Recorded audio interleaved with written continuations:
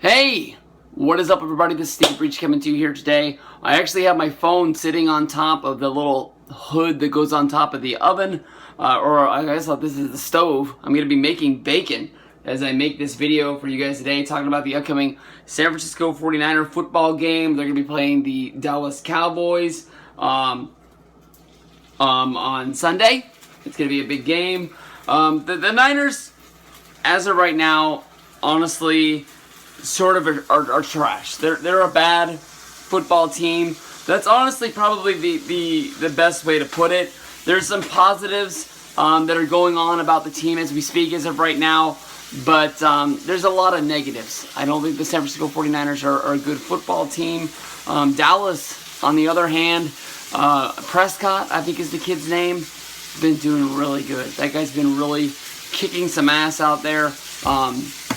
And I think he looks like he's going to be a damn good quarterback. When I look at the Dallas Cowboys, honestly, the one thing that I think of is how good this football team would be if they had Tony Romo. And that's one of sort of the sort of scary things to be out there. I honestly am not a Cowboys fan, as being a San Francisco 49ers fan.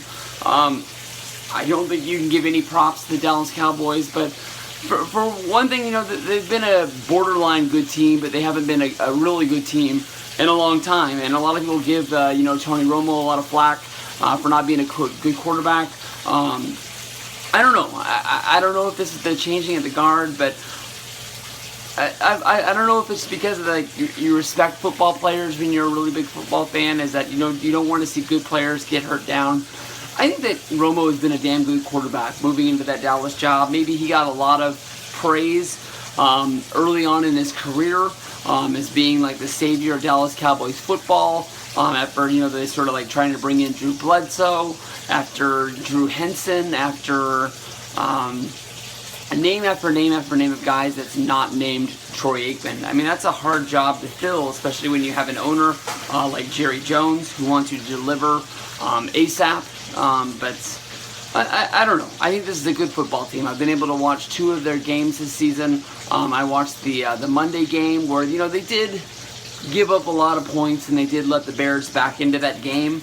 But Prescott, for his 3rd game in the NFL, especially with his first game going up against the Giants, those are tough shoes to fill when you're at any team in the NFL, and this is the Dallas Cowboys. That team comes with a lot of pressure, and he's been able to just sort of move into that role. I know that he was a sort of higher draft pick when it comes to quarterbacks, and they were maybe thinking of getting him to the spot of that job if he deserved it, but due to injury, he gets thrust right into it.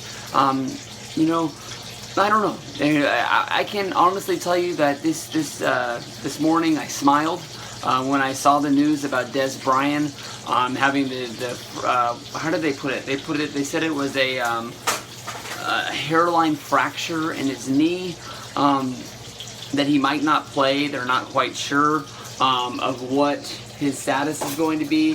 The only thing they've really said is that the Dallas Cowboys haven't commented on the injury, so everybody is just sort of guessing on what they think is going on.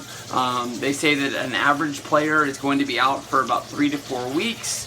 To me, honestly, Dez Bryant is probably one of the closest things there is to Superman in the NFL.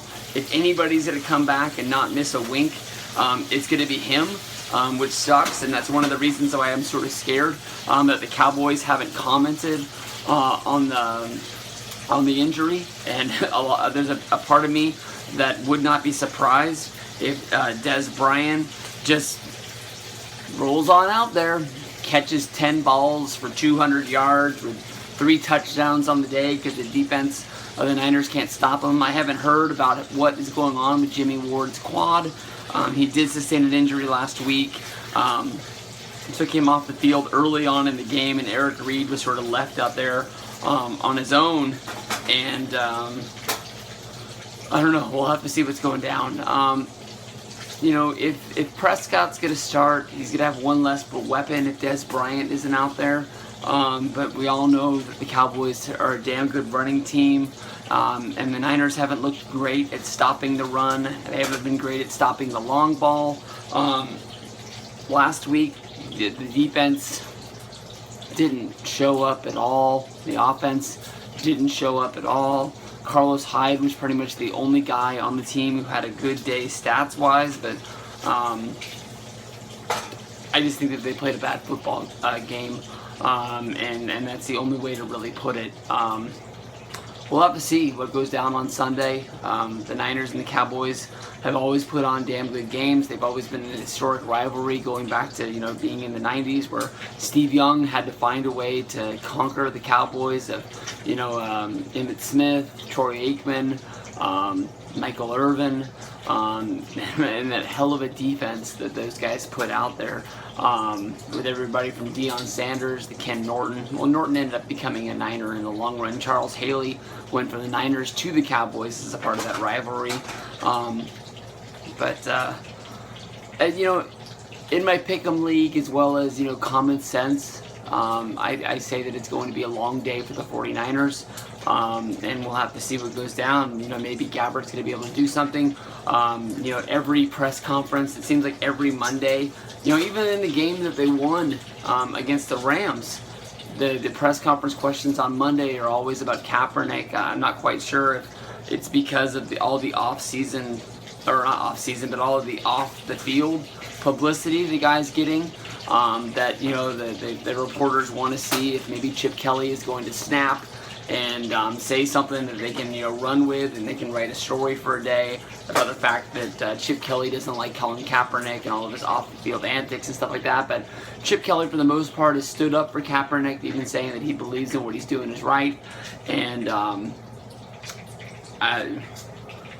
we'll have to see what's going to happen, because I think this is going to be a long year for 49er fans. It just seems like we didn't put the pieces together to build a winning football team. There's people that comment on my videos, I don't know if they're being sarcastic, that they're done with Gabbard. They want to see him put Kaepernick in. I'm a Kaepernick fan. I'm not the biggest Gabbard fan. I think that Gabbard ran the offense well week number 1.